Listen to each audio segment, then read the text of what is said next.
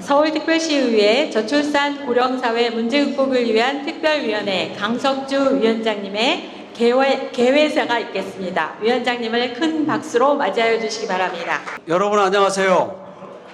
강석주 의원입니다. 인사드리겠습니다.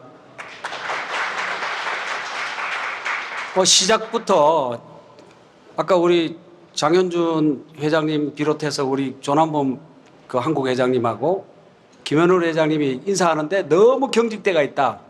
그런데 왜 이렇게 제가 사업을 하시는 분들은 고독한 분들하고 많이 상대를 해서 그런지 그냥 너무 다 고독한 것 같아요. 여러분들 좀 활짝 웃으시죠?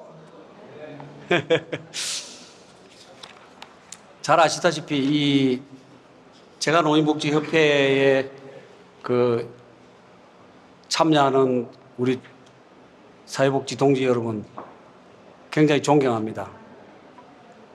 제가 전반기 보건복지위원장하고 이어서 우리 김영옥 위원장께서 후반기 보건복지위원장을 맡으셨는데 유일하게 9명 중에서 2사람이 보건복지위원회 전반기부터 이어서 지금 하고 있는 거 아시죠?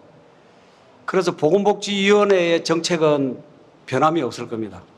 김영옥 위원장님이 더 뛰어나기 때문에 아마 너무너무 적극적으로 지금 정책에 대해서 참여하고 있고, 그 다음에 서울시와 우리 집행부와 우리 의회 간의 관계가 굉장히 돈독하게 진행되고 있기 때문에 여러분들한테는 조금이나 위안이 되고 큰 도움이 될 거라고 생각합니다.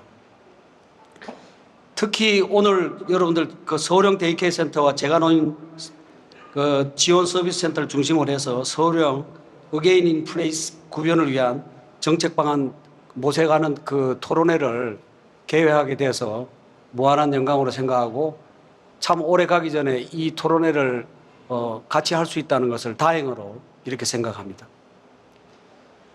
이 고령화 사회 굉장히 심각한데 지금 우리나라는 저출생과 고령화 사회라는 이런 큰 문제를 두 가지를 안고 있습니다.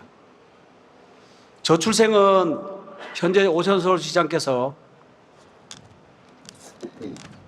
저출생에 대한 여러 가지 예산 투입과 그런 정책을 표모로 해서 0.5 정도를 떨어졌다가 8월 기점으로 해서 0.7까지 올라왔고, 앞으로 1년 반 안에 한 1%까지는 올라오지 않겠느냐 하는 이런 밝은 전망이 있는 반면에 앞으로 2, 3년 후면 우리 서울시가 초고령 사회로 접어들 수 있다는 이런 또 암울한 생각도 하고 있습니다.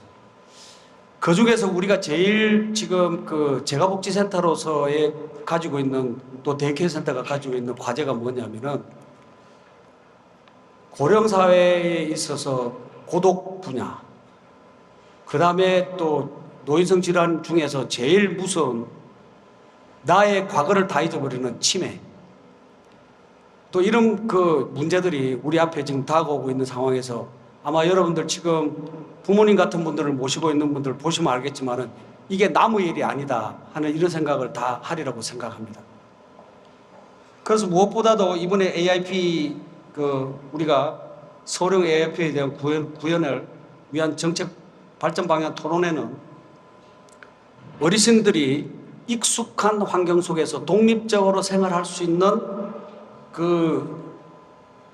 생활에 우리가 어떻게 도움을 줄 수 있느냐, 이런 거와, 그 다음에 또 이 서울형 AIP 정책 연구는 어르신들의 삶의 향상을 위한 중요한 방안을 제시하고 있다고 생각합니다. 이 토론회가 사실은 늦은 감이 있다고 생각합니다. 2024년 초에서부터 이걸 한번 우리가 도입을 해봐야 되는데, 전반기 위원장 끝나고 저출생 문제와 고령화 문제 극복을 위한 특별위원회를 구성하면서 장현준 회장께 또 제의를 했고, 장현준 회장이 전에부터 생각하고 있었다는 이런 생각이 맞닥뜨려져서 오늘 이 토론회가 성대하게 개최를 되는데, 우리는 이 토론회의 성공적인 AIP의 성공적인 구현을 위해서는 돌봄 서비스의 질 향상과 또 효율성뿐 아니라 이 돌봄 종사자들의 여러분 내가 제일 쓰기 싫은 말이 뭐냐면 종사자라는 말 이거 제일 저는 쓰기 싫어합니다. 왜 그러냐요? 왜 그러냐?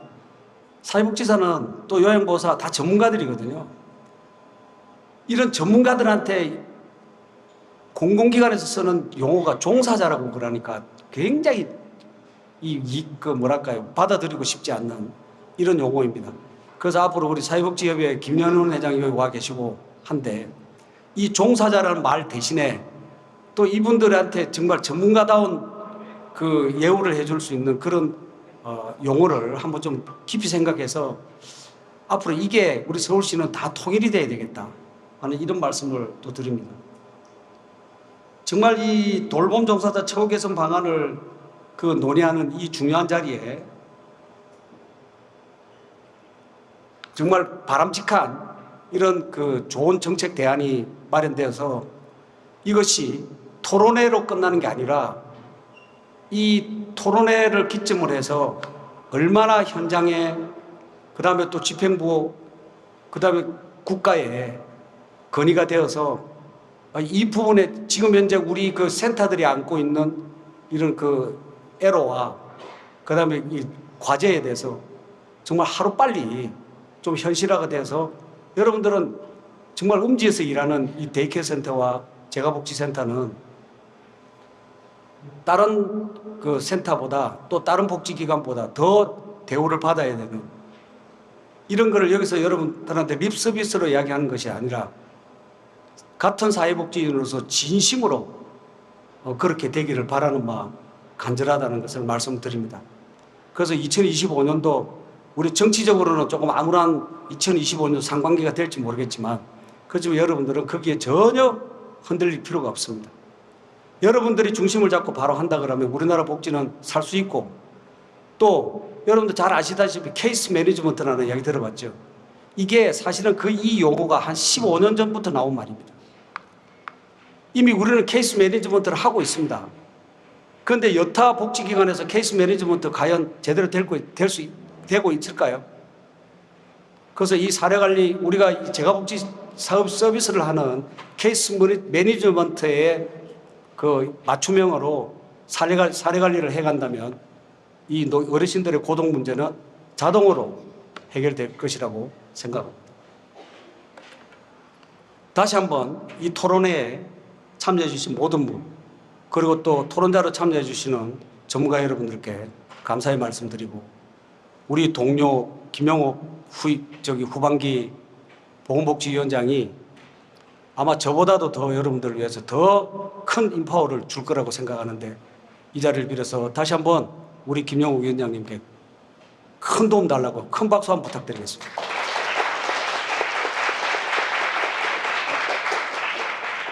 황성호 과장님이 왔는데 사실 올해 처음 2024년 1월 달에 왔죠? 7월 달에 왔나요? 7월에 왔습니다. 그런데 고독대원과가 생기면서 7월에 왔는데 아마 공부를 굉장히 지난번 행감이라든지 뭐 이럴 때 대응하는 거 보면 공부를 많이 하고 있는 걸 알고 있는데 여러분 2025년은 우리 황성원 과장님과 그다음에 우리 정상훈 실장님, 오세훈 서울시장님과 함께 여러분들 더욱더 발전하는 그런 의미에서 우리 황성훈 과장님께도 큰 박수 한번 부탁드리겠습니다. 한국재가노인복지협회 우리 조남범 회장님과 장현주 서울시 회장님 그리고 우리 모든 것을 다 뒤에서 스포트 해주고 뒷받침해주는 우리 서울시 사회복지협의회 김현훈 회장 비롯한 오늘 참가자 여러분 정말 새해 복 많이 받으시고 내년에 큰 발전이 있으시기를 기원드리겠습니다. 감사합니다.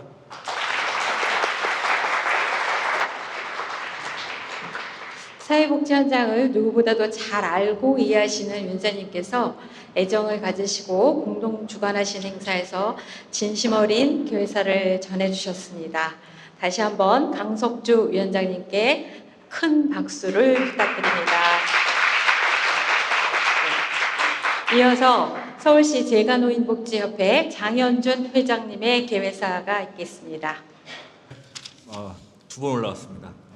아까 우리 강석주 위원장님께서 다 말씀해 주셔가지고 제가 따로 인사말을 또 전달해 드리기가 참 어려운데, 아까 제가 우리 김영옥 서울시의회 보건복지위원회 위원장님, 예, 제가 아까 말씀드렸지만 내년 저희 그 서울형 데이케어 센터와 재가노인 지원 서비스 센터 보조금 인상에 굉장히 큰 힘을 써주셨습니다. 여러분 다시 한번 큰 박수 보내주십시오.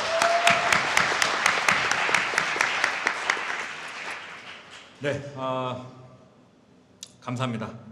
특히 이번 토론회를 주관하신 서울특별시의회 저출생 고령사회 문제 극복을 위한 특별위원회 강석주 위원장님께 깊은 존경과 감사를 드리며, 귀한 시간을 내어 발제를 맡아주신 한국재가노인복지협회 김정미 이사님과 서울복지재단 정책연구실 윤희숙 책임연구위원님께 진심으로 감사드립니다. 또한 전문가 토론회 자장을 맡아주신 강경화 센터장을 비롯하여 종합토론에 참여해주신 현장의 전문가 여러분께 감사를 드립니다. 저희 협회는 서울형 돌봄 인증제도 및 지역 돌봄을 위한 서울시 재가노인 지원 서비스센터의 역할과 발전 방안 모색을 구체화하고, 그간 서울시 공공돌봄의 한 축을 담당해온 서울형 데이케어 센터와 서울시 재가노인 복지센터가 서울시 돌봄 서비스 공공성 강화 방안에 따른 적극적인 역할을 담당하고, 앞으로 서울시 공공돌봄 강화에 기여할 수 있는 역할을 보다 가시화하고자 이번 토론회를 마련하게 되었습니다. 이번 토론회가 우리 사회의 어르신 돌봄 문제를 해결하는 시발점으로서 서울시 공공돌봄 정책 강화를 위한 다양한 현장의 의견과 경험을 나누고 또 담당할 수 있는 결과를 도출할 수 있기를 기대합니다.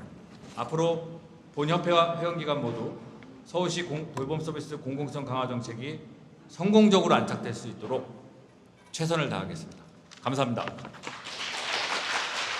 다음은 축사로 서울특별시의회 보건복지위원회 위원장 김용옥 위원장님께. 네. 네. 네, 알겠습니다. 네, 다음은 서울시 복지정책실장 정상훈 실장님을 대신하여 고독대응과 황성원 과장님께서 대신 전달해 주시겠습니다. 네, 안녕하십니까. 서울시 고독대응과장 황성원입니다. 오늘 이 자리에 참석하지 못하신 정상훈 실장님 대신해서 환영사를 말씀드리겠습니다. 안녕하세요. 서울시 복지실장 정상원입니다. 먼저 서울형 ARP 구현을 위한 정책 발전 방안 모색 토론회 자리에 귀한 시간을 내어 참석해 주신 모든 분께 진심으로 감사드립니다. 서울시 어르신 인구는 지속적으로 증가하여 2024년 기준 전체 인구의 18%를 차지하고 있으며 조만간 초고령 사회 진입을 목전에 두고 있습니다.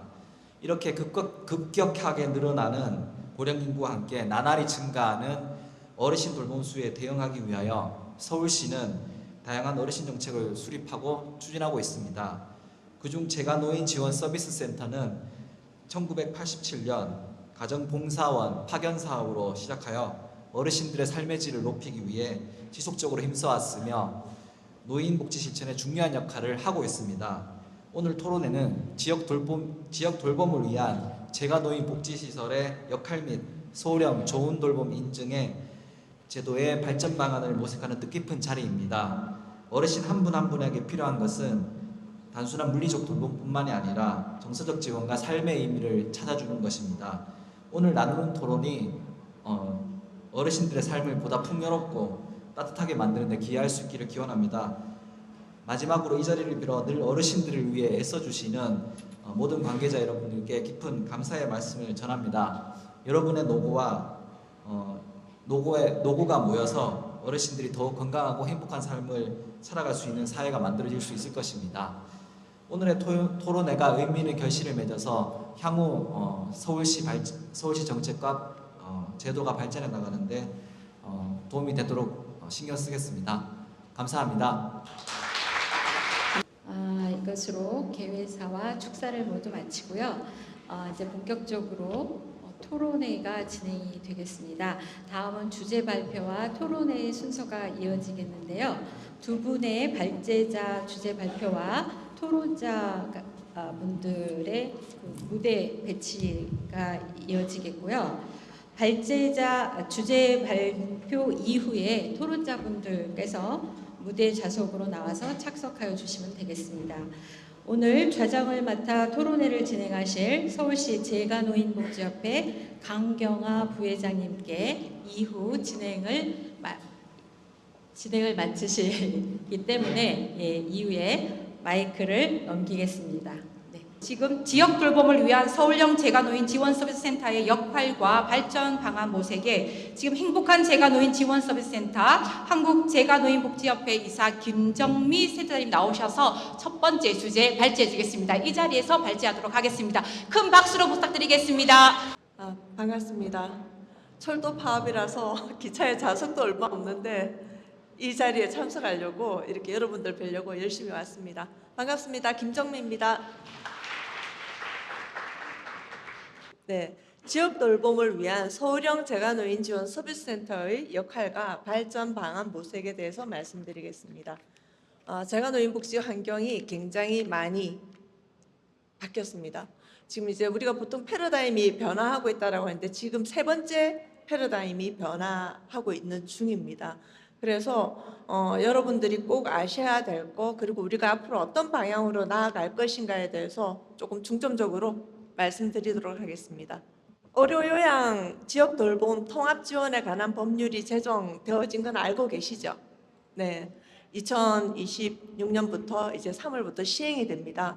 시행이 되고 이제 돌봄 통합 지원법 같은 경우는 지역 돌봄의 연계와 협력 방안에 대해서 많은 내용을 담고 있습니다.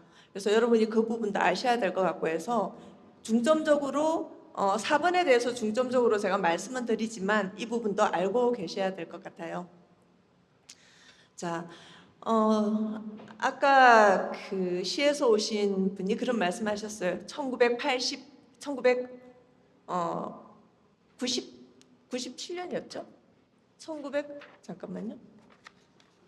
97년, 87년.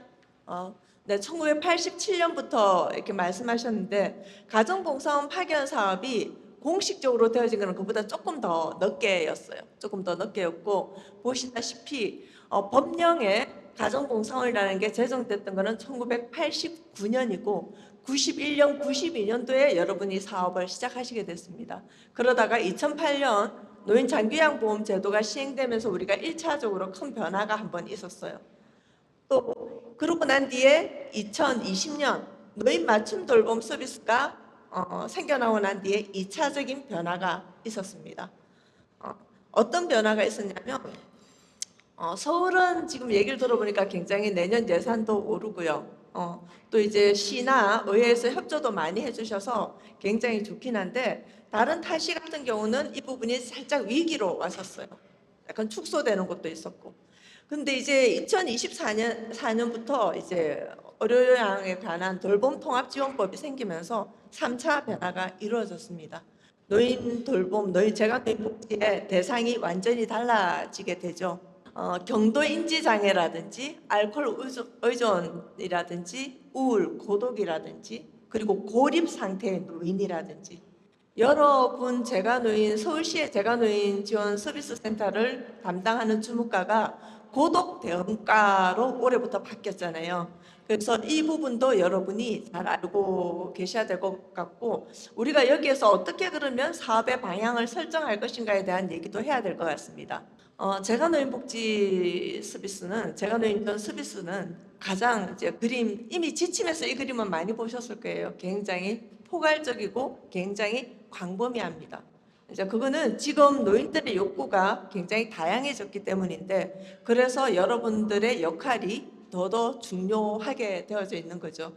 지금 오늘 여기에는 주간보호를 운영하시는 센터와 직원들도 계시고 재가노인 지원 서비스 센터를 운영하시는 직원들과 센터장님들도 계실 텐데 지금서부터는 그 두 개가 별개다라는 개념을 갖지 마시고 서로 어떻게 유기적으로 연계될 것인가에 대한 생각을 해보실 필요가 있습니다. 시간 때문에 굉장히 마음이 제가 조금 급해요. 돌봄 통합 지원법에 대한 가장 기본적인 거를 말씀드리면 그냥 노인이 살던 곳에서 설령 아프더라도 본인의 집에서 계속 생활할 수 있도록 돕는 법입니다. 근데 우리가 노인들은 대부분 질환을 한두 가지 이상은 다 가지고 있잖아요.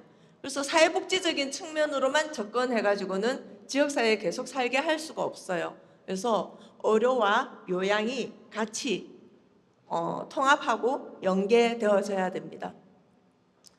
여기서 통합지원이라는 것은 여러 가지 서비스가 어려 서비스와 복지 서비스가 통합적으로 제공되는 거고, 지원을 필요로 하는 노인과 장애인, 이제까지는 우리가 노인복지다라고 했는데 돌봄통합지원법은 사람이다라고 표시되어져 있습니다. 그래서 이러한 도움이 필요한 경우 전체가 대상이 되는 거죠. 시간상 이 부분은 법령과 관련한 거는 제가 중요한 부분을 표시를 해놨어요. 지금 서울에 대한 얘기들을 조금 더 많이 해야 되니까 넘어가도록 하겠습니다. 여기 지금 그 돌봄통합지원법에 일상생활 돌봄에 대해서 지금 파란색으로 되어져 있는 글씨는 앞으로 여러분들이 수행해야 되는 사업의 내용이 될 수도 있습니다.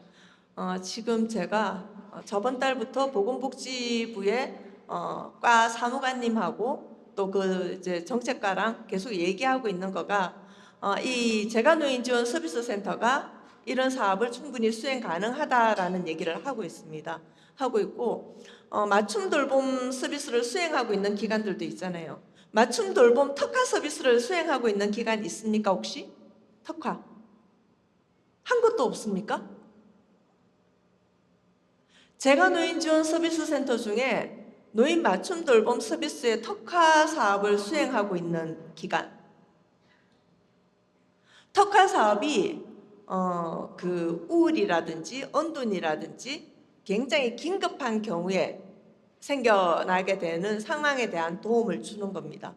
그래서 기존의 단순한 노인 맞춤 돌봄 서비스로는 그 사업을 제대로 이어갈 수가 없어요.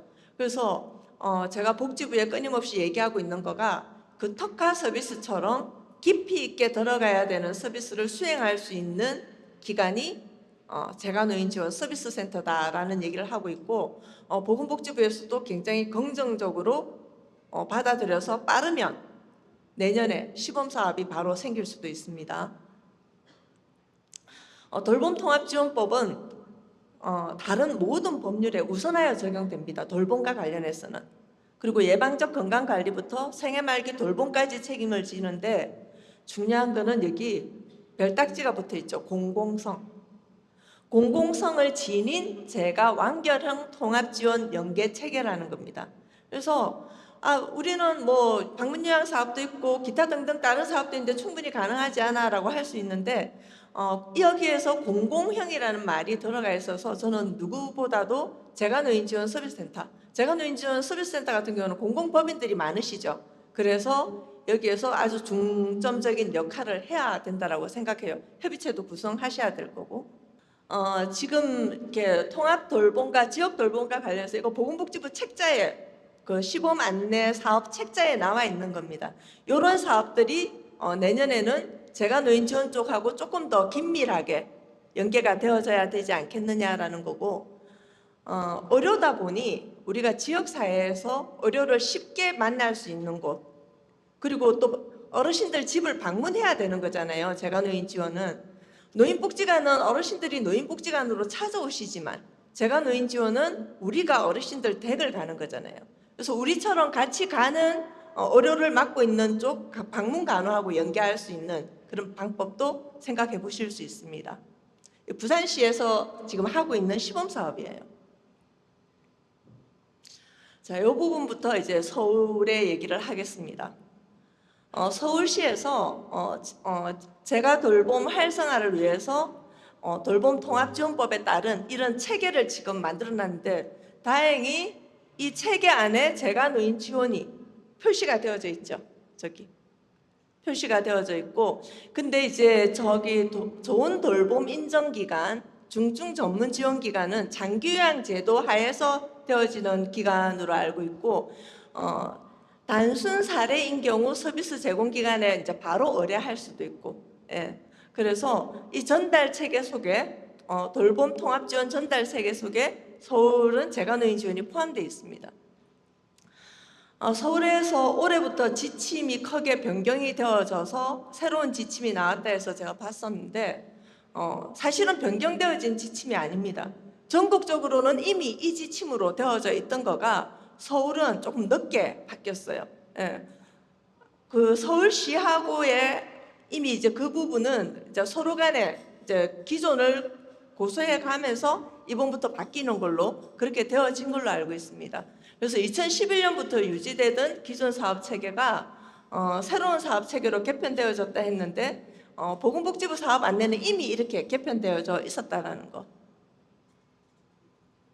이게 서울시에 이번에 이제 제가 다음 주제 발표하시는 연구원님께 제가 감사하다라고 말씀을 드렸어요. 이렇게 재가노인 사례를 구분을 해서 재가노인에 대한 사례 관리가 종적인 사례 관리, 행적인 사례 관리가 모두 다 이루어져야 된다라는 말씀을 해주셨던데 정말 맞습니다. 그래서 단순 사례, 긴급 위기 사례, 중점 심화 사례까지 이게 다 가능할 수 있도록 되어져야 됩니다. 자, 초고령 사회에서 5분뿐이 안 남았네요. 맞아요? 7분. 초고령 사회에서 그럼 서울형 재가노인 지원 서비스센터의 역할이 무엇이 되어야 되는가? 첫 번째, 일반 단순 긴급위기 중점 심화 구분을 통해서 센터 이용자들 대상으로 행단적, 종단적 사례 관리 체계가 수립되어져야 된다라고 되어져 있어요. 그래서 이거는 제가 이제 재가노인 지원 서비스 센터에 있는 사회복지사들하고 FGI를 해보니까 제일 힘든 거가 사례 관리다. 너무 끝이 안 보인다는 거죠. 끝이. 어르신이 돌아가실 때까지 계속해서 사례 관리를 해야 되기 때문에 힘들더라라고 하는데 여러분이 이제는 좀 더 전문적이 되실 필요가 있습니다. 어르신들이 처해 있는 상황에 따라서 사례를 구분하실 수 있으셔야 되고 그렇게 해서 복합적으로 사례 관리가 가능해야 되는데 저는 이 부분이 서울시 재가노인복지협회나 한국재가노인복지협회에서 교육이 조금 더 충분하게 이루어져야 된다고 봐요. 선생님들이 충분히 이런 사업을 하실 수 있도록. 그래서 전문 사례 관리 기능을 위한 준비와 역량을 갖추셔야 됩니다. 우리 서울시가 어떤 형태로 발전해 나갈 것인가를 얘기하는 거가 오늘 이 자리인데 저는 이걸 제일 중요하게 생각합니다. 전문적인 사례 관리 기능이 가능해야 된다. 말로는 우리가 전문적인 사례 관리 기능이 가능합니다라고 하지만 실제적으로 들어갔을 때 어떻게 사례 관리를 하고 있나요? 라고 했을 때 여러분이 각 기관마다 이렇게 사례 관리가 되고 있습니다라는 그런 자질을 다 갖추셔야 돼요. 그리고 이제 서울은 재가노인 지원 서비스 센터로 통일된 시설명 변경을 추진하는 걸로 알고 있습니다. 그리고 서울시 지침에 노인학대 사례관리, 재학대 예방을 이렇게 따로 해서 해놨더라고요. 따로 해서 해놨는데 제가 이제 올해 여쭤봤더니 서울시는 고독대응가에서 이 재가노인 지원 서비스센터를 관장하잖아요. 그래서 추가적으로 이런 사업을 여러분이 하셔야 된다고 봅니다. 지금 울산에서 하고 있는 사업입니다. 그래서 울 노인 자살 예방 사후 관리 사업. 노인 학대 사업과 더불어서 이 사업을 추가적으로 하는 거가 시 방침하고도 맞을 것 같아요. 그래서 고독대원가가 굉장히 조금 그래서 제가 보도 자료들을 좀 찾아봤어요. 올해 3월, 4월, 5월 서울시에서 보도 자료들을 많이 내놨더라고요. 그래서 돌봄 고독 정책관 산하에 고독 대응과를 신설해서 고립 유형군의 안전 관리라든지 사회적 연결망 지원이라든지 이런 것들을 지원하겠다. 근데 재가노인 지원 서비스 사업을 수행하고 있는 여러분들의 담당 주무과가 고독 대응과이기 때문에 이와 관련한 특화 사업이 이루어지면 좋을 것 같습니다. 그래서 재가노인 지원 서비스센터 자체가 최일선에서 발굴이 이루어지잖아요. 거기에서 우울기 노인, 위기 노인이 발굴이 되어질 거고 여기 노인 돌봄 지원 플랫폼이라는 거는 울산은 전체 기관의 이름을 재가노인 지원 서비스 센터를 노인 돌봄 지원 플랫폼으로 바꾸자라고 지금 얘기가 되어졌고 아마 연말 안에 다 바꿔질 것 같습니다. 내년부터는. 그러면 일단 시의 자살 예방센터하고 같이 연계해서 교육도 하고 스크리닝을 해서 위험군을 더 정리해내기도 하고, 그리고 이제 이렇더라고요. 워낙에 전체를 대상으로 하기 때문에 그 재가 노인에 대해서는 여러분들이 지속적인 사후 관리를 해주셔야 돼요. 이게 우울했던 마음이 이 교육 한번 있었고 이런 서비스가 한번 들어갔다고 해서 금방 없어지는 거가 아니거든요. 그래서 그 부분에 대한 지속적인 관리가 필요합니다. 그 서울시에 지금 어떻게 되어져 있는지 서울시의 거를 지금 봤더니 지금 이런 형태로 27개소가 운영이 되고 있었어요. 그러면 이 27개소가 이렇게 운영될 때 지금 이제 그 공공성 강화, 지금 아까도 공공성 강화에 대한 얘기들이 나왔었는데 공공성 강화에서 그렇거든요. 기초 단위에서 직접 간접 서비스를 수행하는 그런 권력을 책임질 수 있는 허브 기관을 지정하는 것이 바람직하다라는 거가 서동민 교수님 발표 내용에 들어있어요. 발표 내용이 들어있는데 그 장규양 사업 제도 하에서는 뭐 좋은 돌봄 인증 기관이라든지 이런 곳이 맞겠죠. 그런 곳이 맞게 될 텐데 재가노인 지원 서비스라는 예방적 사업 부분에 있어서는 저는 여러분들이 그런 허브 기관이 되면 좋겠어요. 근데 서울시는 지금 시도 굉장히 협조적이고 서울시 복지재단도 협조적이고 의회도 협조적이기 때문에 충분히 가능하지 않겠나라는 생각을 합니다. 자, 울산형은 이 부분만 설명할게요. 울산은 긴급 지원에 대한 부분을 저희가 조금 더 중점적으로 다뤄보자. 타 기관하고 차이 나게. 그래서 이 긴급 위기 상황 관리에 대한 긴급 지원, 저러한 지원들이 전부 다 사실은 특화 서비스하고도 굉장히 밀접합니다. 밀접해서 이 부분을 복지부에 건의하고 얘기하고 서로 의견을 조율 중에 있습니다. 그 노인 인구 1000만 시대에 살고 있고요. 그래도 서울은 아직 그렇지 않잖아요. 제가 며칠 전에 부산 갔는데 노인 인구가 20%를 넘어서서 부산을 노인과 바다의 도시다라고 한답니다. 사방이 다 바다인데 그만큼 노인이 많아서. 그리고 이제 이 정부 정책의 가장 중요한 비전이 아까 개회사에서도 그런 얘기했죠. 에이징 인 플레이스입니다. 에이징 인 플레이스를 가능하게 하는 가장 중요한 역할을 여러분이 담당하고 계시는 겁니다. 그래서 여러분들이 하시는 일에 저는 전문성을 더 올리셔야 된다고 봐요. 그러면 이제 제가 계속 전문성에 대한 얘기를 하는데 지금은 굉장히 다양한 직군들이 돌봄 통합지원법과 관련해서 모여들게 될 거예요. 어제 제가 그 부산의 공공의료 협력 과장님하고 미팅을 했었는데 의료는 의료대로 굉장히 이 부분을 체계적으로 6년째 준비해 오고 있답니다. 이 부분을. 근데 이제 우리는 모르고 있는 거죠. 그래서 우리도 이 부분에 대한 준비를 해야 됩니다. 지금 시행령도 없고 시행규칙도 없지만 그러면 우리가 이 돌봄통합지원법 안에서 어떤 위치에서 어떤 영역을 맞춰서 나갈 것인가에 대한 준비를 해 나가셔야 돼요. 아마 그 서울지회 회장님과 부회장님 계신데 그러면 우리가 서울의 특성에 맞게 지금 이거는 전부 다 똑같을 수는 사실은 없어요. 그렇지만 서울의 특성에 맞게 어떻게 전문성을 키워갈 것인가. 전문성을 키우는 것이 여러분이 살아남으실 수 있고 발전할 수 있는 길이라고 생각합니다. 이상입니다. 네, 좀 짧은 시간 들여서 죄송합니다. 우선은 재가노인 복지의 그런 환경들이 바뀌어지고 있다라고 좀 말씀을 해주셨고요. 2026년에 의료 요양의 지역 돌봄의 통합 지원에 관한 법률이 시행이 됩니다. 시행이 되다 보니 정말 그쪽에서의 재가급여 서비스를 제공하고 있는 주야간 보호, 저희 방문 요양, 재가노인 지원 서비스 센터 이 역할들이 아주 중요한 역할이 되어진다라는 거. 그렇다면 서울형에 맞는 그런 서비스가 어떤 것인지 고민을 해야 된다. 이거는 전문 영역이다. 우리 전문가라고 아까 강석주 의원님께서 말씀하셨잖아요. 그렇다면 서울의 전문 영역은 어딜까라는 부분들을 좀 더 고민할 수 있는 것들, 저희가 아마 하반기부터 사업 체계가 변경되어서 지금 시행하고 있을 겁니다. 그것들을 좀 안정화시키시고 그 다음에 또 우리가 특화할 수 있는 것들을 고민해야 될 시점에 왔습니다. 예, 박수 쳐주셔서 감사드립니다. 제가 좀 자세한 얘기는 나중에 또 말씀드리겠습니다. 두 번째는 초고령화 사회 공공돌봄 강화를 위한 서울형 좋은 돌봄 인증 제도의 발전 방안 모색 데이케어 센터를 중심으로 서울시 복지재단 책임연구위원이신 윤익숙 박사님 나오셔서 발제해 주시겠습니다. 큰 박수로 모시겠습니다. 네, 안녕하십니까. 지금 소개받은 윤희숙입니다.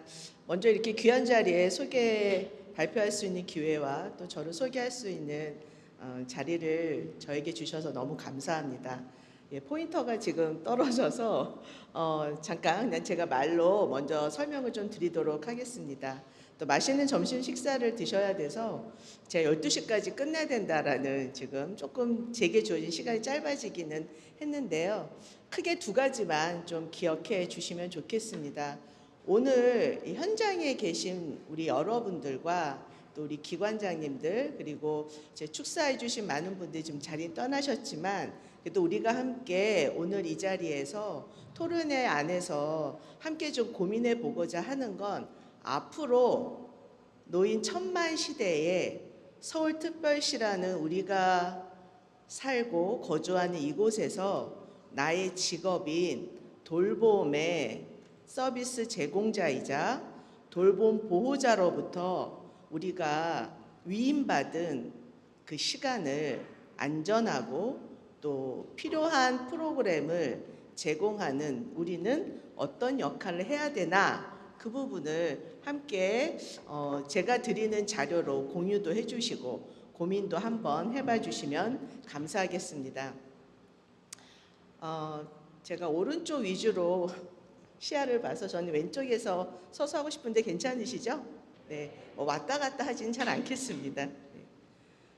초고령화 사회에 이미 들어왔죠. 아까 부산은 20%가 넘었다고 하는데 24년에 서울시는 18.9%, 19%를 이제 연말이니까 넘었겠죠. 24년 1월 기준이었으니까요. 천만 노인 시대에 서울특별시에서 우리가 하루가 멀다 하고 나의 업무 속에서 또 일상의 뉴스에서 접하게 되는 바로 돌봄, 단순 돌봄, 야간 돌봄, 주간 돌봄, 스마트 돌봄, 스마트 케어, AI 기반, 여러 가지의 수식어로 돌봄에 대한 현상을 설명하고 있는 이 시대에 우리가 있는데 우리는 어떤 부분을 오늘 조금 공유하는 게 필요할까? 저는 인구 구성안에 노인에 대해 좀 자료를 준비해 봤고요. 그리고 여러분들이 속한 이제 다수가 지금 데이케어 센터에서 오신 것으로 알고 있는데 또 제가 맡은 발표의 영역이 쥐약암 보호, 데이케어 센터 중심이기 때문에 좋은 돌봄 인증제도 안에서도 좀 초점은 데이케어를 놓고 고민을 해봤습니다. 통합지원법, 돌봄 통합지원법. 돌봄에 있어서 통합지원을 법제화하겠다 시행령이 나왔고 26년 3월은 곧 1년과 2개월 후면 도달합니다. 그 이야기는 25년도 내년 한 해는 돌봄에 있어서 통합지원에 대해 우리는 엄청 고민을 하고 준비하고 등등 협력과 논의를 해야 된다는 과제일 텐데요. 그건 원장님, 관장님만의 숙제가 아니라 나는 간호조무사인데, 나는 조리사인데, 나는 사회복지사인데 나에게 주어진 하루의 업무 분장에 속한 일을 하기도 바쁜데 통합지원, 돌봄 통합지원, 난 어렵다 라고만 하실 것은 아니다라는 좀 의견을 드리고 싶습니다.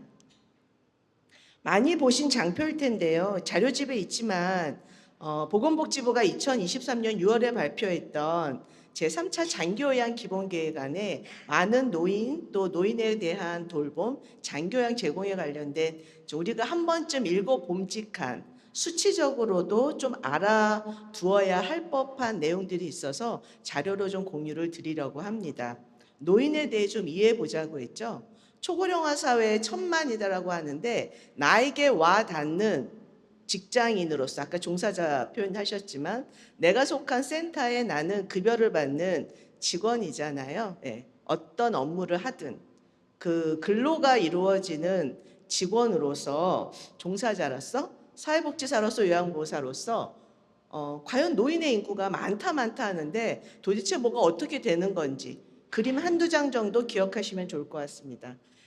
2022년 12월 말 기준으로 봤을 때 노인 인구가 뭐 많다, 또 장교양 서비스가 필요한 노인분들이 많다라고 이야기하는데 23년에 발표한 22년 연말 기준으로 전체 이게 포인트는 안 되는군요. 전체 노인의 11%가 장교양 서비스를 받고 있다. 이 흐름으로 봤을 때는 65세 이상 인구 중에 차지하는 비중이 22년부터 2070년은 좀 먼 얘기예요. 2030년에서 2040년까지를 놓고 보면 비중이 굉장히 크게 늘어나고 있는 걸 알 수 있습니다.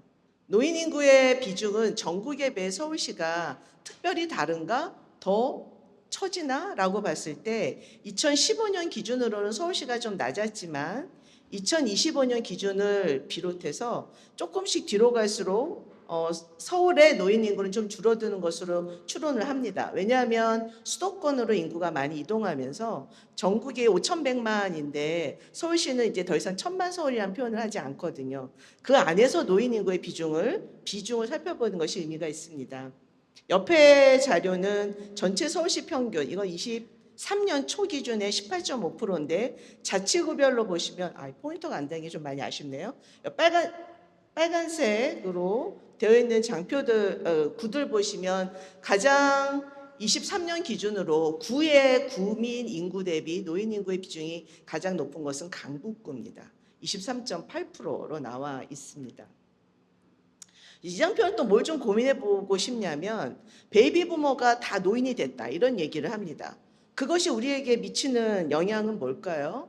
베이비 부모라는 표현을 1차 베이비 부모, 2차 베이비 부모 세대까지 이야기하는데 뭐 저를 비롯해서 2차 베이비 부모 세대분들도 여기 많이 계십니다.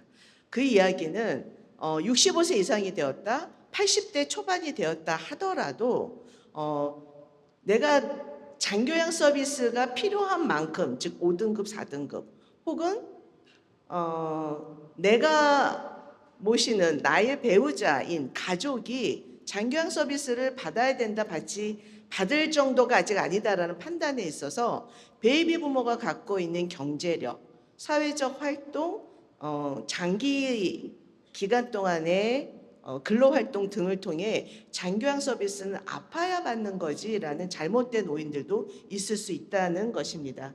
여기 지금 보시면 2025년에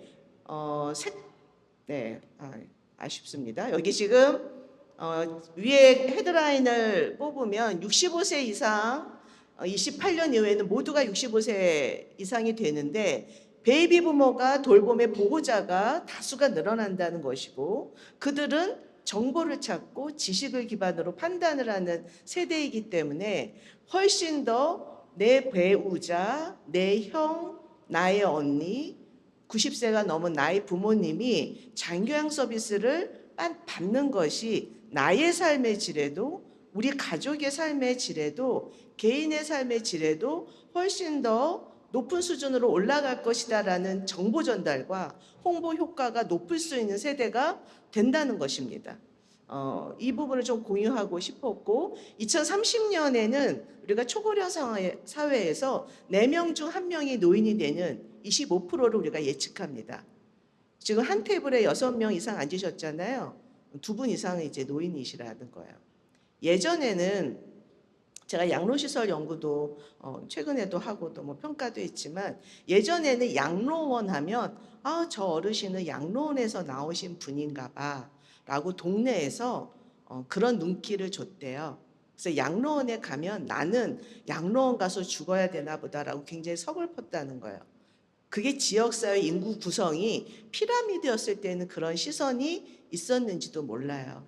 근데 4명 중에 1명이 노인이라는 이야기는 다 노인 비중이 많으셨기 때문에 양로시설에서 나온 노인이시든 독거 어르신이든 이제 우리 주변에는 노인 인구가 그만큼 늘었다는 뜻인 거고, 우리가 65세 이상, 특히 75세 이상이 2030년에 곧 11%가 예측된다는 것은 우리가 체감하는 것보다 훨씬 서비스 이용, 잠재 이용자 수가 늘어나고 있다. 그 보호자도 거의 다가 노인이다. 법적으로 이야기하는 그 부분을 이해할 필요가 있습니다.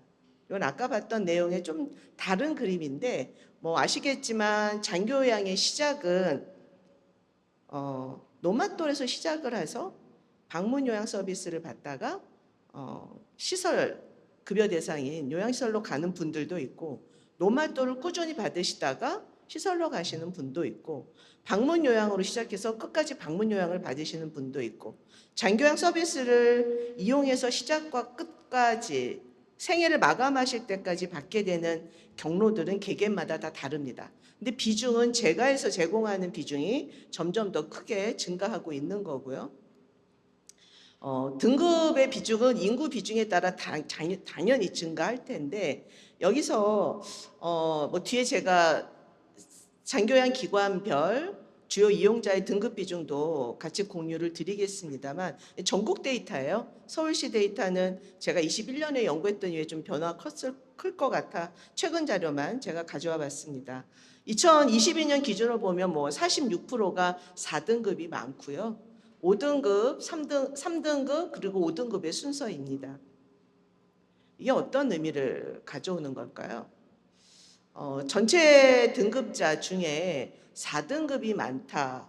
저희 아버지도 4등급이시거든요. 근데 한 6개월 정도는 서비스를 안 받으시다가 받으시기 시작한 지 한 2달 되셨어요. 저희 어머니는 5등급 받으셨는데 모두 80대 중후반이십니다.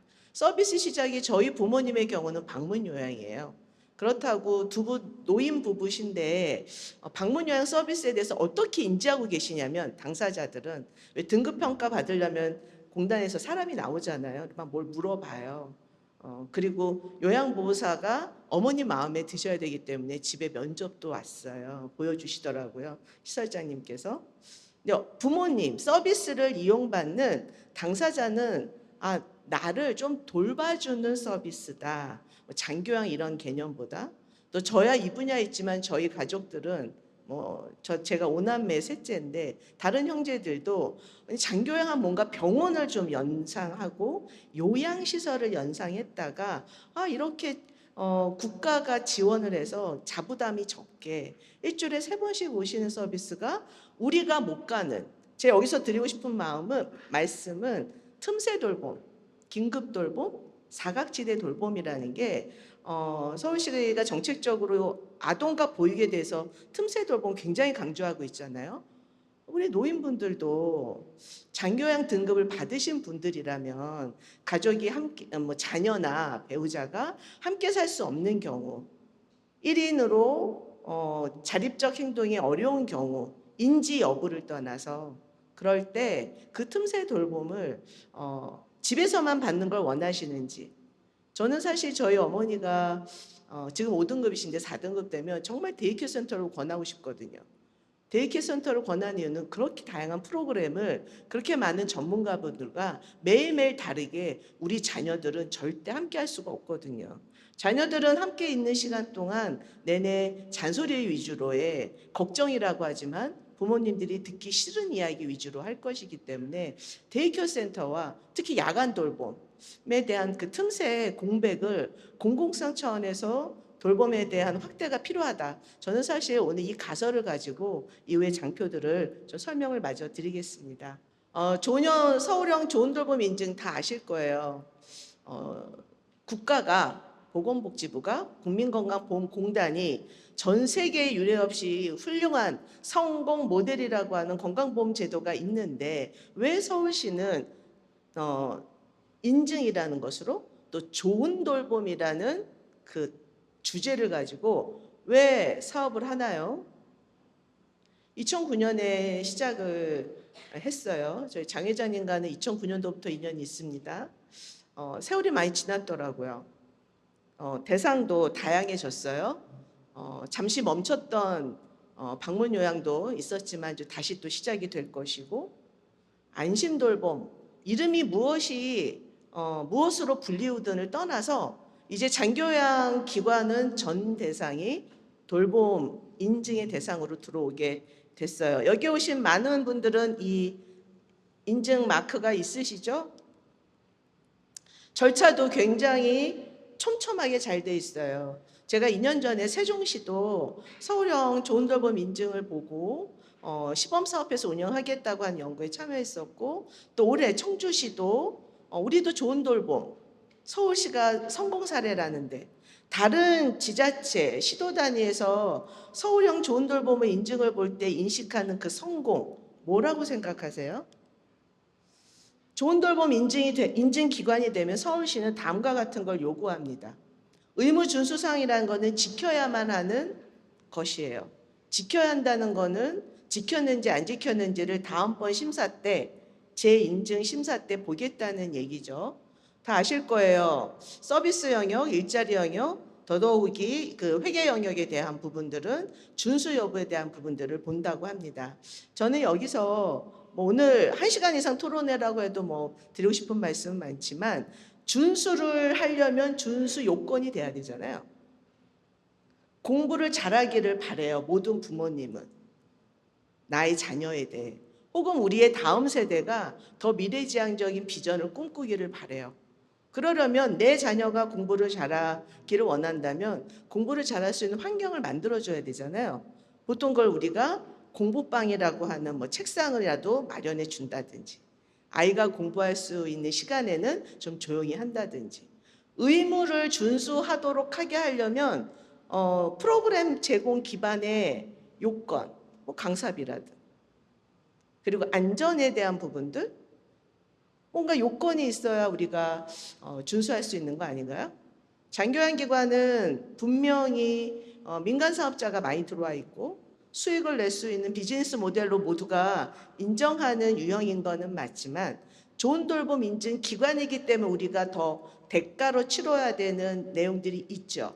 그것 때문에라도 준수를 요구하려면 준수에 우리가 걸맞을 수 있는 요건에 대한 안전장치도 저는 필요하다고 생각을 합니다. 그래서 그 내용을 오늘 좀 공유를 드리려고 해요. 인증률이 데이케어 센터가 41%로 밝혀지는 건 모든 주야간 보시설을 대상일 때. 근데 우리 인증기관은 누가 자격이 있죠? C 이상 받아야 돼. 그렇죠?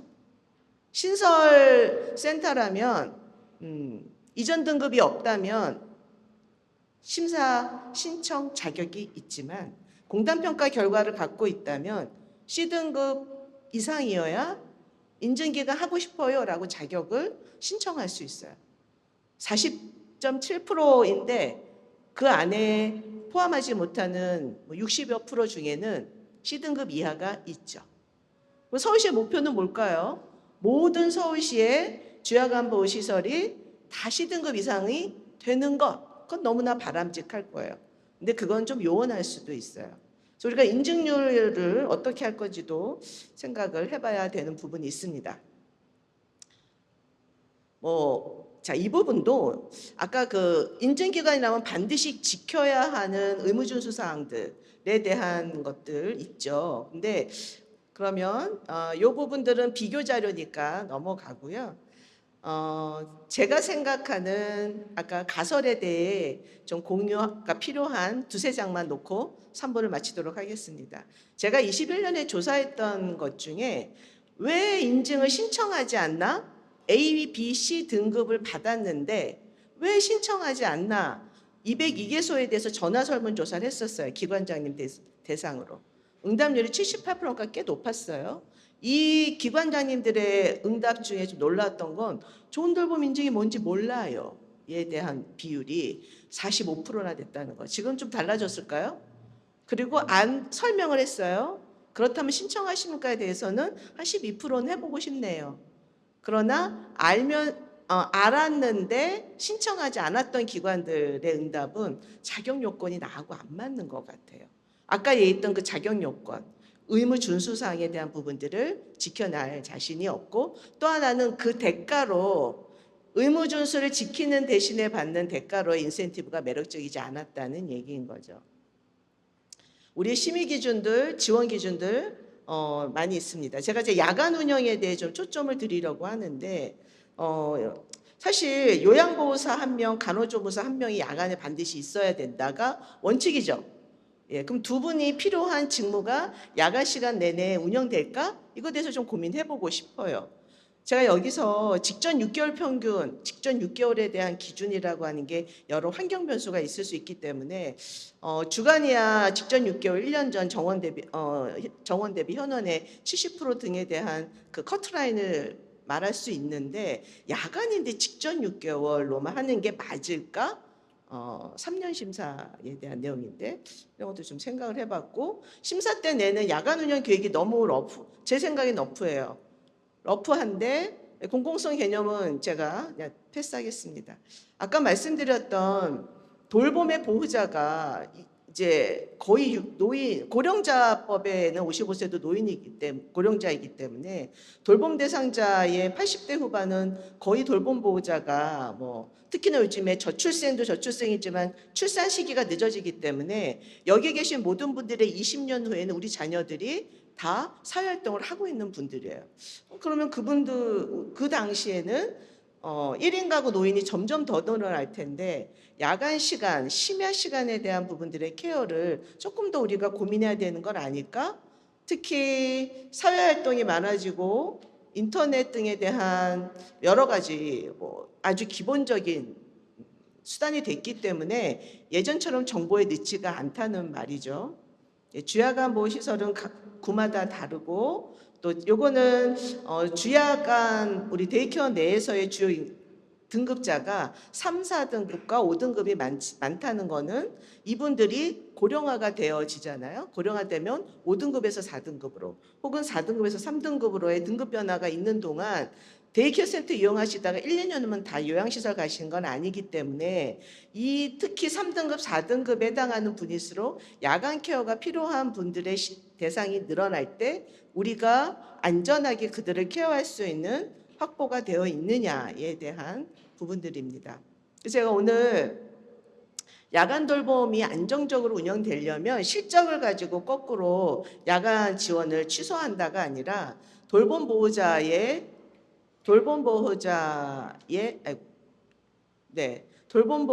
일도 사회활동도 지원하기 위해서는 야간 돌봄 시간을 안정적으로 이용할 수 있는 환경을 마련해 줘야 되고 숙가 시간이 10시간 이상일 때 또 8시간, 10시간 이하일 때 그에 따른 보호자들의 그 부담을 좀 경감시키기 위한 정책 지원, 본인 부담금의 지원도 야간 이용자에 대해서는 적극적으로 검토할 필요가 있다.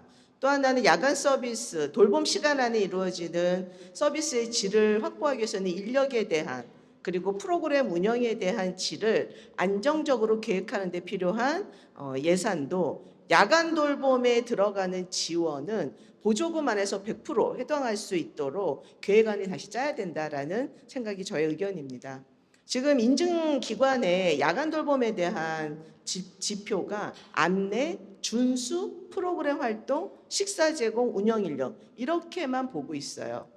저는 이 부분도 좀 저희 개인 생각으로는 보조금의 지원이 많아지는 만큼 야간 돌봄이 촘촘하게 품질 관리되기 위해서는 살펴봐야 되는 인증 기준도 조금 세분화가 될 필요가 있다. 현장에서의 확인 사항에 대한 내용들은 이건 다 아시는 내용일 것 같고요.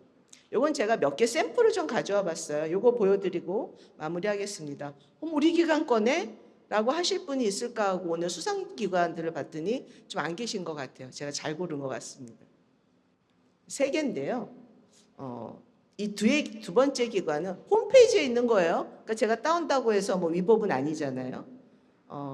8시 40분에 시작을 해서 저 같은 돌봄 보호자에게 여기로 우리 부모님을 모신다 그러면 시간을 어떻게 내가 해야 되지? 라는 첫 번째 안내잖아요. 그렇죠? 8시 40분부터 9시 40분까지 송영. 점심은 12시에서 1시 30분. 야간을 보기 위해서 17시에서 18시를 좀 봤어요.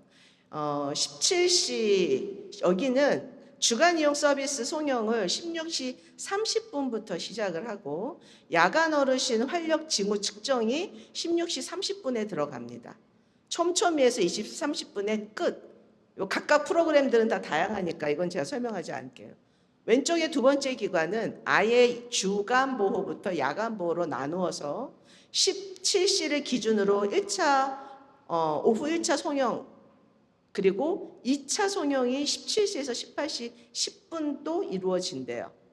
간식 시간 등이 있습니다. 오른쪽은 제가 아까 조금 놓쳤네. 여기에 이 기관은 토요일에요. 야간은 토요일 하지 않습니다. 왼쪽 기관은 금요일, 주간도 금요일만 해요. 뭐 물론 그거는 뭐 기관의 선택이고 더 낫다 틀리다라고 판단할 수는 없습니다. 오른쪽 기관은 8시에 시작을 해서 송영으로 이루어져서 프로그램이 10시에 시작을 하게 됩니다. 야간이 17시에서 시작을 하는데 주간은 여기는 토요일 프로그램이 있습니다. 제가 이제 말씀드리고 싶은 건 아까 유연한 시간이라고 하는 부분에 야간 운영에 대한 부분들을 말씀을 좀 드리고 싶어서 그렇습니다. 야간 돌봄 이용 시간이라고 하는 게 언제부터 시작을 해서 언제까지가 정말 돌봄의 당사자와 즉 아까 3급인지 5급인지 돌봄의 보호자가 언제를 원하는지에 따라 좀 이용 선택권이 좀 다양하면 좋겠다. 그 시간 안에 필요한 필수 인력도 정말 요양보호사가 중요한 역할을 할지 아까 프로그램 우리 야간 시간에 해야 되는 프로그램 필수 있다 그랬잖아요. 근데 여기 프로그램들 보시면 야간 시간에 이루어지는 프로그램들이 여기 외부 강사가 오는 경우도 있고 네, 여기는 이제 좀 요양보호사가 할 수 있는 중심의 프로그램들 일부러 좀 놔두는 경우도 있고 한 것 같습니다. 어떻게 우리가 판단하고 나아가야 될까라는 것은 우리에게 좀 더 고민이 필요한 부분인 것 같습니다. 네, 그럼 더 나누고 싶은 이야기가 많은데 너무 아쉽고 네, 다음에 또 기회가 되면 하면 좋겠습니다. 감사합니다. 예, 우선 서울형 좋은 돌봄에 대한 뭐 틈새 서비스, 그 긴급 돌봄이라든지 야간 보호에 대해서 좀 더 구체적으로 말씀하셨고 전문 인력이라든지 또 서비스 이용자가 실제적으로 필요한 시간 또 뭐 프로그램이라든지 인력 이런 부분들을 좀 꼼꼼히 말씀해 주셨습니다. 저희가 토론자 모시고 저랑 그다음에 발제자분들 다 위로 오셔서 저희가 좀 같이 하겠습니다. 우선 저희가 지금 강석주 위원님과 함께 공동 주관으로 저희가 지금 토론회를 지금 주최했습니다. 그래서 좀 더 시와 의회에 저희의 의견들을 좀 정책들을 좀 반영할 수 있는 기회가 될 것 같고요. 이 자리에 서울시와 또 의회는 지금 유튜브로 지금 저희가 녹화가 되고 있고 또 복지재단에서 오셔가지고 지금 실제적으로 인증심사를 수행하는 팀장님과 대리님이 오셨어요. 그래서 우리가 이제 토론을 하고 나면 플로어에서 또 생각하시는 의견들 아니면 발제자분, 토론자분들에 대한 의견들을 좀 저희가 받고 그다음에 마지막 저희 발제하신 분들이 정말 시간이 부족해서 다 말씀 못 하셨던 것들을 마지막 1분씩만 말씀해 주심으로 해서 저희가 30분에 끝내도록 하겠습니다. 예, 첫 번째 저희가 지금 발표하시는 분 듣도록 하겠습니다. 강남구 노인통합지원센터 양재석 센터장님. 네, 안녕하세요. 강남구 노인통합지원센터의 양재석입니다. 네, 시간이 없어서 그 자세한 내용들은 이제 글로써 하고 짧게 발표하도록 하겠습니다. 누구나 다 잘 아시겠지만 고령화 사회고 그리고 또 각자의 그 시설들 데이케어라던가 우리 재가노인 지원 서비스 센터라던가 또 노인복지관들이 각자의 역할을 지역사회에서 하고 있고 이러한 것들이 이제 지역사회 돌봄에 있어서 중요한 역할을 하게 될 것입니다. 앞으로 더 그런 데 있어서 지역사회 그 역할에 있어서 재가노인 지원 서비스 센터가 어떠한 부분에 있어서의 방향성을 가져야 되느냐에 대한 부분을 오늘 발제해 주신 부분에서 한 2가지 정도만 먼저 좀 짚어보도록 하겠습니다. 먼저 내용을 보면 우리 노인 학대에 대한 부분, 사례관리 부분을 말씀해 주셨는데요. 중앙노인보호기관이나 또 지역에 있는 보호기관, 특히 서울 같은 경우는 지역의 권역별로 4군데밖에 없습니다. 그래서 사실 학대에서 또 특히 노인 학대에서 중요한 것들이 재발을 막는 건데 이분들은 사실 학대가 발생하고 뭐 그게 이제 노부부 세대나 아니면 자녀에 대한 부분, 남편에 대한 학대라던가 자녀에 대한 학대가 있는데 다시 가정으로 돌아갈 수밖에 없는 환경적 그런 부분에 처해 있기 때문에 이 부분을 사실 사례 관리해주고 재학대를 좀 방지하는 부분들이 필요한데 우리 지금 인력이나 그런 것들이 매우 부족하고 또 이런 연계할 곳이 없기 때문에 이런 부분들은 매우 중요한 부분이 아닐까라는 생각을 좀 해보고요. 또 두 번째로는 그 우울증에 대한 부분들 말씀해 주셨는데요. 노인 돌봄, 노인 맞춤 돌봄에서 우울증 특화 사업을 하고 있고 저희 기관도 하고 있습니다. 근데 거기서는 우울증 진단을 받아야지만 할 수 있습니다. 그래서 만약에 재가노인지원센터에서 이런 부분을 맡는다면 정말 좀 더 광범위하게 예방적 차원에서의 우울증 예방 사업을 좀 전개해 나가면 어떨까 하는 것을 부연적으로 좀 설명하고 싶고요. 그리고 앞으로의 뭐 재원에 있어서는 그게 두 가지입니다. 네트워크의 강화, 뭐 당연한 이야기이긴 한데 어느 순간부터 우리 재가 쪽에 재가 네트워크가 활성화되지 않고 사라지는 추세에 있습니다. 그래서 재가노인 지원 서비스 센터들이 이러한 각 구단위의 어떤 부분에서의 재가 네트워크를 형성하는 중심기관이 되었으면 어떨까라는 생각을 하고 있고 이러한 부분에서는 사실 시와 구의 어떤 협조도 매우 중요하다고 생각을 합니다. 그리고 아까도 뭐 우리 발자자님께서 말씀하셨듯이 우울증이나 뭐 학대에 대한 부분도 있지만 뭐 예방적 사업이라던가 아니면 사각지대에 대한 부분들을 사실 시와 협의해가지고 어떠한 방향성을 가지고 역할을 한다면 앞으로 발전도 마찬가지고 또 지역사회의 어떤 돌봄, 노인 돌봄의 주체로서의 역할을 충실히 할 수 있지 않을까 생각합니다.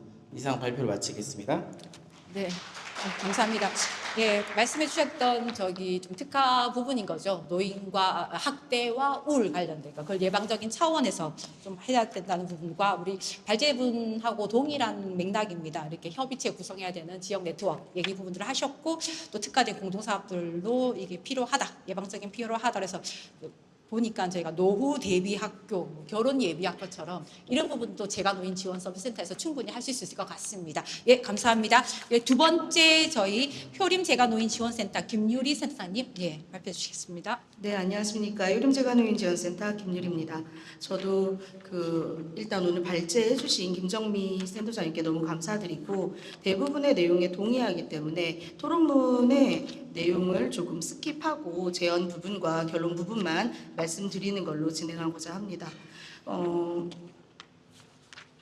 네, 저희 재가노인지원센터를 구글에 검색하면은 재가노인지원센터는 경제적, 신체적, 정신적 어려움을 갖고 있는 노인들이 지역사회에 안정적으로 생활할 수 있도록 돕는 사회복지 서비스라고 나와 있습니다. 마치 서울형 AIP 구현을 위해 미래를 내다보고 설립되지 않았나 싶은 목적을 가지고 운영하고 있는 경우입니다.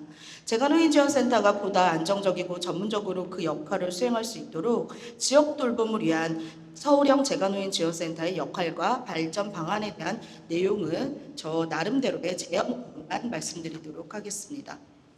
먼저 서울시 정책 변화와 주무부서의 조직 개편과 사업 운영 체계의 변화가 2023년 서울시 복지재단에서 진행한 서울시 재가노인 지원 서비스 센터 운영 개선 방안 연구에 기반하여 2024년 하반기 사업 운영 체계가 변경되었습니다.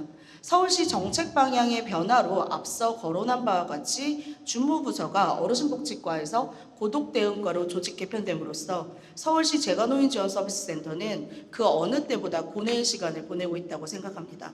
혹자는 재가노인 지원 서비스의 강점을 살아있는 유기체라고 표현하였습니다. 그렇기에 지역사회와 이용 노인의 요구에 맞춰 카테고리 안에서 맞춤형으로 조정하여 서비스할 수 있다는 것입니다. 이에 서울시 재가노인 지원 서비스 센터만의 특화 사업 운영을 제안합니다. 서울시 재가노인 복지협회 차원에서 TF를 구성하고 앞서 거론된 우울 노인의 발굴과 교육, 자살 예방, 사례 관리 및 관리 체계 운영 또는 고독 대응과 어르신 돌봄과의 비전을 공유하는 사업을 구성하고 특화 사업을 운영함으로써 그 결과를 공유하여 서울시 정책과 발맞추어 지역사회 내 재가노인 지원 서비스 센터의 역할을 부각할 필요가 있을 것 같습니다. 두 번째는 지역 돌봄 통합 지원에 대한 준비입니다. 앞서서도 네트워크에 대해서 말씀을 해주셨는데요. 지역 돌봄 통합 지원은 의료 요양 돌봄 서비스가 원활히 통합되는 체계를 목표로 하고 있습니다. 현재 의료와 요양, 돌봄 서비스 간의 단절은 노인의 삶을 저하시키는 주요 요인으로 작용하고 있고, 지역 돌봄 통합 지원에서 재가노인 지원 서비스가 소외되지 않고 구심점 역할을 하기 위해서는 준비가 필요합니다. 첫 번째는 자치구 협의체와의 협력의 강화입니다. 각 자치구 내에서 구성된 돌봄협의체에서 중심 역할을 담당하며 의료기관, 요양시설, 지역사회 자원과 네트워크를 확립해야 합니다. 이를 통해 급성기 환자 퇴원 이후에 연속적 돌봄 체계를 제공하고 의료, 요양, 돌봄 간의 사각지대를 줄일 수 있을 것입니다. 두 번째는 로드맵을 설계하고 청사진을 우리가 먼저 제시하는 것입니다.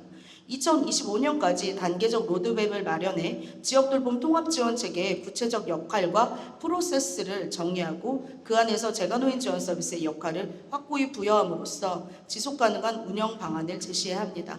결론적으로 서울형 ARB 구현은 단순한 노인복지의 확장이 아닌 고령사회를 대비한 지역사회의 총체적 변화입니다. 재가노인 지원 서비스가 그 중심에서 지역 돌봄 체계를 통합하고 노인 학대와 우울증 문제를 해결하며 변화하는 정책 환경 속에서 신속히 대응한다면 서울은 모든 노인이 존엄과 안전을 유지하며 살아갈 수 있는 도시로 발전할 것이며 이번 토론회로 그 첫걸음을 내딛었으면 합니다. 감사합니다.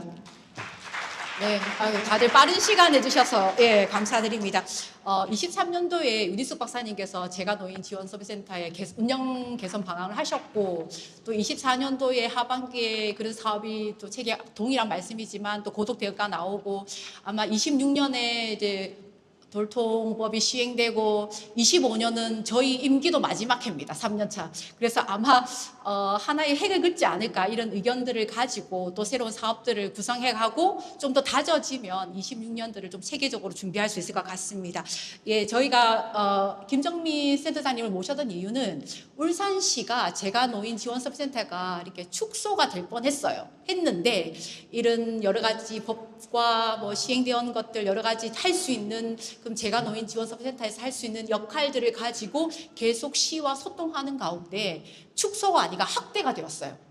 그래서 저희도 또한 서울형에 정말 필요한 이 서비스가 더 확대되고 좀 다리매김할 수 있는 그런 기회를 삼기 위해서 저희가 좀 모셨습니다. 예, 저희 세 번째는 저희 둔촌 데이케어 센터 시장님이신 정미향 센터님께서 예, 좋은 돌봄 관련된 거 말씀해 주시겠습니다. 네, 안녕하세요. 방금 소개받은 둔촌 데이케어 센터 정미향입니다. 초고령 사회는 65세 이상의 인구가 전체 인구의 20% 이상인 경우를 말합니다. 우리나라는 2010년대 후반부터 출산율이 크게 감소했고 2020년부터 베이비 붐 세대가 노인이 되기 시작하면서 고령화가 가속화되었습니다. 또한 2023년부터 노인 증가 속도가 절정에 달해 2025년에는 초고령 사회로의 진입을 앞두고 있습니다. 이렇듯 고령화가 가속된다는 것은 젊은 세대가 부양해야 하는 노인의 수가 많아짐을 의미하며 돌봄을 오롯이 가족이 맡아서 하기보다는 가족과 국가가 함께 고민해야 하는 문제입니다.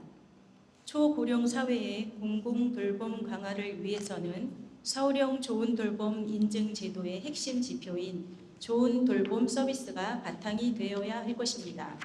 좋은 돌봄은 돌봄 제공자와 돌봄을 받는 대상자의 관계에서 시작합니다. 그러므로 두 사람 사이의 인간관계 형성은 삶의 질 향상을 위한 돌봄 기술의 필수 요소입니다.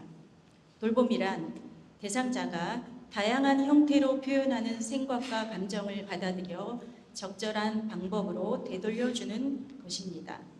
따라서 돌봄은 몸짓, 그저 입을 움직이거나 머리를 흔들고 눈을 깜빡거리는 등의 행동을 통해서도 대상자가 표현하고자 하는 것을 발견할 수 있어야 합니다. 나아가 폭력적이거나 공격적인 행동마저도 대상자가 자신을 표현하는 한 가지 형태일 수 있다는 생각을 해야 합니다.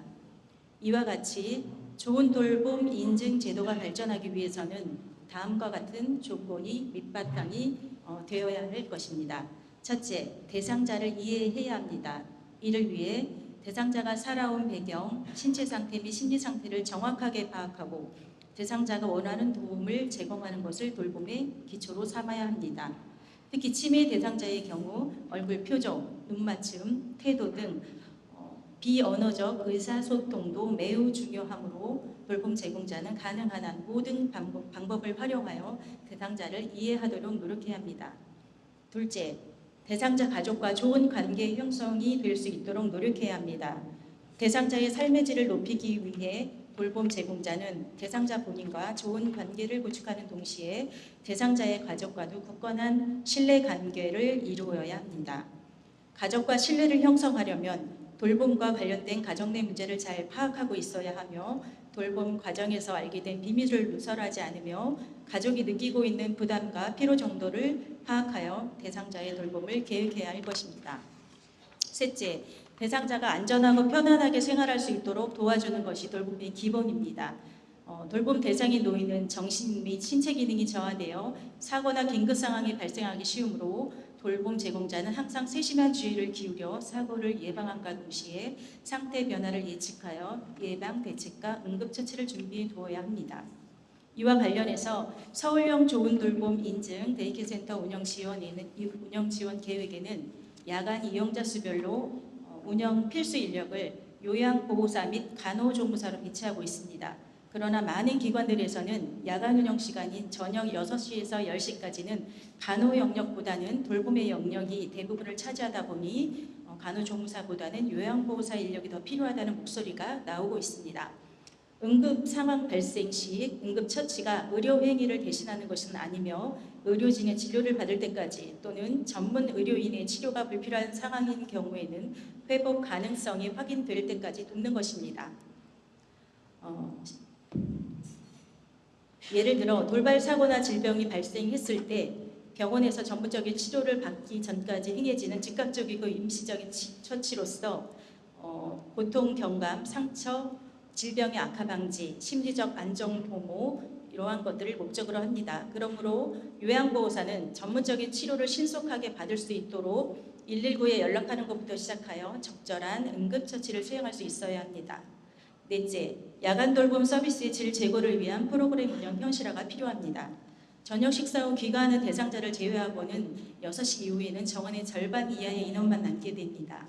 야간 운영 시간에는 특성상 전문 프로그램 강사 채용이 어려울 뿐 아니라 대상자의 불안, 초조, 증상으로 배회를 하는 등 프로그램 진행에 어려움이 발생합니다.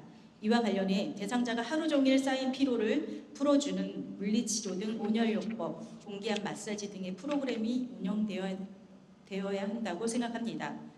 초고령 사회에 진입하면서 공공돌봄의 중요성이 부각되는 가운데 서울형 좋은 돌봄 인증의 목적인 공공성을 확보하고 장기요양 서비스의 질을 개선함으로써 수요자 중심의 복지를 실현하도록 하는 것이 무엇보다 중요하다고 생각합니다.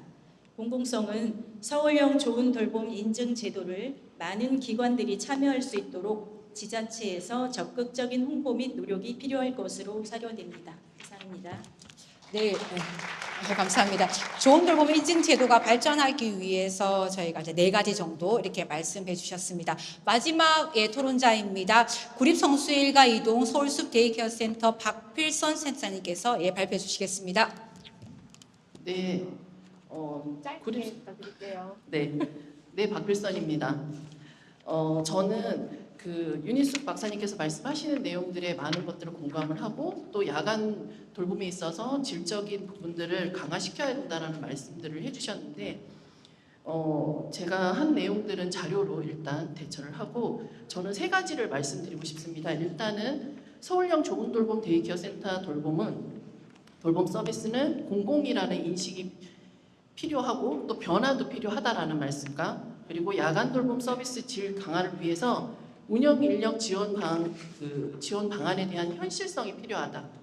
그리고 마지막으로 병설 데이케어 센터들의 지원 방안 이런 부분들이 현실화가 되었으면 좋겠다라는 부분들을 말씀드리겠는데 저희가 하고 있는 돌봄 서비스는 돈벌이 수단의 기관들이 아니라 저희가 전문적으로 배우고 익히고 한 부분들에 대해서 어르신들에게 제공하는 서비스이기 때문에 그 부분에 대해서 공공이라는 부분들을 언급하고 싶고, 또한 서울형 좋은 돌봄 인증 목적성에 맞게끔 요양 서비스 품질 및 공공성 강화를 하고 있는 것이 현재 상황입니다. 그렇기 때문에 이런 부분에서 우리가 제공하는 돌봄 서비스는 공공이라는 인식이 필요하다라는 생각들을 전달하고 싶습니다. 또 두 번째, 야간 돌봄 서비스 질 강화에 대한 운영 인력. 네, 앞에 말씀하신 센터장님과 같은 내용이긴 하나 조금 더 생각을 말씀드리면, 노인성 질환을 가진 서비스 이용자들이 야간 이용 시에 신체 활동 지원에 대한 요구가 더 많다라는 것은 아마 많은 기관들이 설문조사에서도 낸 것으로 알고 있습니다. 있습니다. 인증을 저희가 하고 있는 부분들이 신체 활동 지원 서비스 요양보호사의 업무라는 부분들을 조금 더 강조하고, 그리고 또 이러한 부분들이 공단에서 직종에 대한 직종별 고유 업무에 대한 내용으로 두고 또 환수도 하고 있는 것이 현실이에요. 그래서 이런 부분들에서 꼭 간호조무사 그리고 요양보호사 요렇게만 이제 인력을 확정짓기보다는 이용 기간에 이용자들의 욕구와 그리고 인력 채용에 대한 어려움을 고려해서 기간에 맞게끔 그렇게 전단 야간 운영 인력을 채용할 수 있도록 지원하는 것이 인증을 지속적으로 유지할 수 있는 방안이라고 제안을 하고 싶습니다. 그리고 더불어서 지금 요양보호사는 65세까지 보조금으로 급여를 지원을 할 수 있습니다. 근데 실제로 야간 보호를 하고 있는 65세 종사자들 모두에게 보조금으로 인건비를 지급할 수 있는 부분들도 조금 고려해 주시기를 바랍니다. 마지막으로 병설 데이케어 센터에 대한 지원 방안 부분들에 대해서 언급을 좀 말씀을 드리고 싶습니다. 현실에서 지금 병설 데이케어 센터들이 서울형 좋은 돌봄에서 이탈은 공공연하게 화두가 되고 있습니다. 아마 많은 지자체들이 지금 고민을 하고 있는 부분 중에 하나라고 알고 있습니다. 이런 부분들은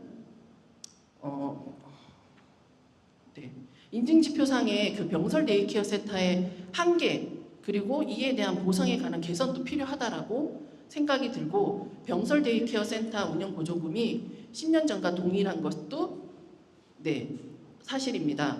인증지표상이 지켜야 할 필수 항목은 강조되어야 하고 그 업무도 많아지는 가운데 보조금은 2015년 그대로 머물고 있는 것이 현실입니다.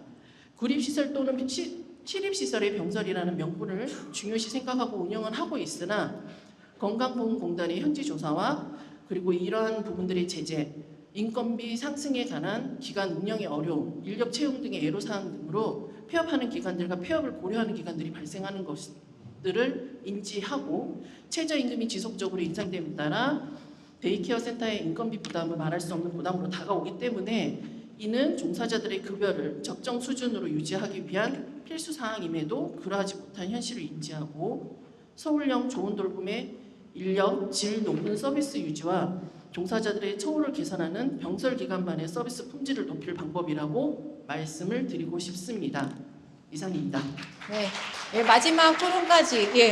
저희는 절대로 수익을 남기는 기관이 아닙니다. 공공 서비스를 하고 있는 기관입니다. 저희 구조가 자체가 될 수가 없는 구조죠, 대부분이. 그리고 또 하나는 정말 야간 돌봄에 우리 윤희숙 박사님께서 말씀하셨지만 정말 서비스 이용자와 그 가족들이 필요한 돌봄이 어떤 돌봄이냐, 정말 거기에 맞는 인력이라든지 그런 프로그램이라든지 이런 부분들이 가야 된다. 병설 기간 10년 넘게 보조금 동결입니다. 그래서 인력이라든지 여러 가지 운영상에 많은 어려움을 갖고 있습니다. 저희가 토론자를 지금 이제 두 기관 다 인증 기관입니다. 또 한 기관은 심사위원이시고 또 한 분은 심사를 받는 기관이고 또 한 분은 단독형이고 또 한 분은 병설이에요. 그래서 나름대로 저희가 좀 이런 병설과 단독 또 심사위원과 또 받는 이런 여러 가지 관점에서 좀 같이 볼 수 있던 기회였던 것 같습니다. 혹시 저희 플로어에서 좀 질의나 아니면 건의나 아니면 여러 가지 좀 말씀하실 게 있나요? 식사하셔야 되죠? 식사를 하시면 좋습니다. 발제자분들께 저희가 1분씩 드려서 마지막 듣고 이 모든 행사를 마치도록 하겠습니다. 우선 김정미 센터님. 네. 1분이라서 아주 중요한 얘기를 하겠습니다. 여러분이 먼저 선제적으로 협력할 수 있는 기관들을 찾아보십시오. 재가노인지원서비스센터가 잘 알려져 있는 곳이 아니기 때문에 잘 모를 수 있어요. 여러분이 먼저 보건소의 담당자도 찾아가고 지역사회에 공공의료를 맡고 있는 곳이 어딘지, 공공의료도 지정되어져 있는 병원들이 있을 거예요. 여러분이 먼저 찾아가서 얘기하셔야 될 것 같고, 그 서울시 고독병원과에도 여러분이 먼저 이런 사업이 이루어진다면 재가노인 복지에 굉장히 좀 도움이 될 것 같다. 올해 안 되면 내년에도 찾아가시고 그러시면서 이게 우리가 사업이 실제적으로 가능해야 돼요. 아까 토론자분 말씀하셨듯이 노인학대 굉장히 현장에서 만나게 되면 지속이 안 돼요. 노인학대 전문기관들은 와서 한번 얘기하고 난 뒤에 종결하고 갑니다. 근데 그 다음에 학대 또 발생해요. 그러면 그거를 누가 제일 먼저 아느냐? 일선에 있는 재가노인지원서비스센터가 제일 먼저 압니다. 그래서 여러분들이 먼저 로드맵 그리시고, 여러분이 먼저 협의체 구성하시고, 여러분이 먼저 주도적으로 사업을 해나가시기 바랍니다.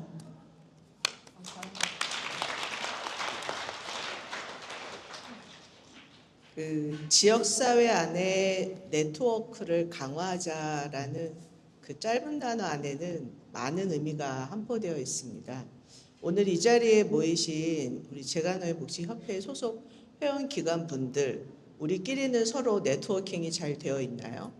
노맛돌 서비스를 수행하는 기관이 27개 기관 중에 절반도 채 되지 않고, 노맛돌 서비스를 받으시는 어르신들 중에 데이케어 서비스를 받으시면 참 좋을 법한 분이 1인 가구 노인으로 계시는데, 그 분을 사례 관리하고 있는 재가노인지원서비스센터의 사회복지사 선생님은 어떤 데이케어 센터에 이분을 추천하면 좋을지 잘 연계가 되고 있나요? 저희는 앞으로의 미래사회에서 재가노인이란 키워드 안에 우리가 촘촘하고 꼼꼼한 돌봄을 노맛돌 서비스 중심이든 재가노인 지원 서비스 중심이든 장교양 서비스 중심이든 우리 내에서의 네트워킹이 굉장히 중요하다고 생각을 하고요. 그것이 법적으로 보장된 것은 지역사회 보장협의체 안에 노인분과 혹은 어르신분과 혹은 돌봄분과, 요즘에는 특화돼서 우울증 고독분과 등이 각각의 자치구에서 운영이 되는데, 우리는 과연 그 곳에 가서 우리의 여러 가지 현안들을 함께 이야기하고 있나요? 자치구 내에서 우리 기관들, 조직들의 인정은, 당위성은 얼마나 우리가 스스로들 세워가나요? 그 일을 누가 하나요? 언제 하나요? 사실 이런 고민이 많이 듭니다. 우리가 바람직한 이상향을 논의할 때 실천적으로 가장 많이 부닥치는 장애 요인은 첫 번째, 누가 언제 어디 가서 그 일을 하냐는 겁니다. 저는 그래서 협회에 많은 건의를 하고 있어요. 일단은 1차적으로는 기관장님들의 네트워크가 더 분주해야 할 것이고, 중간관리자분들의 모임이 더 활성화되어야 할 것이고, 기관별로 내려가서는 노인을 중심으로 한, 당사자를 중심으로 한 우리 사례관리라는 이름 해볼까요? 야간 돌봄의 그 대상자분들은 더 사실은 집중적인 사례관리가 필요할까요? 혹은 단순 차원에서 일반 사례관리가 필요할까요? 여러 가지 우리가 함께 해야 되는 주제가 굉장히 많다고 생각하고요. 물론 저는 오늘 다소 운영의 지속 가능성, 최소한의 고정 비용, 안정적인 운영 인프라를 위한 차원의 몇 가지 건의를 드렸습니다만, 우리가 촘촘한 어르신의 돌봄을 질적으로 확보해 나가는 데 있어 정부의 보조금 지원 확대만이 아닌 우리가 해야 할 액션 플랜들도 상당히 더 세분화되어야 하고, 우리 내에서의 한 목소리로 그 안을 찾아가는 노력이 우리 지금 훌륭하신 회장님과 우리 이사님들과 함께 더 머리를 맞대는 노력이 계속되었으면 좋겠습니다. 감사합니다. 네, 저희들에게 큰 과제를 주신 것 같습니다. 예, 긴 시간 동안 토론에 참석해 주신 모든 분들께 감사드리며 맛있는 식사 하시나요? 네, 마이크를 사회자님께 넘기도록 하겠습니다. 감사합니다.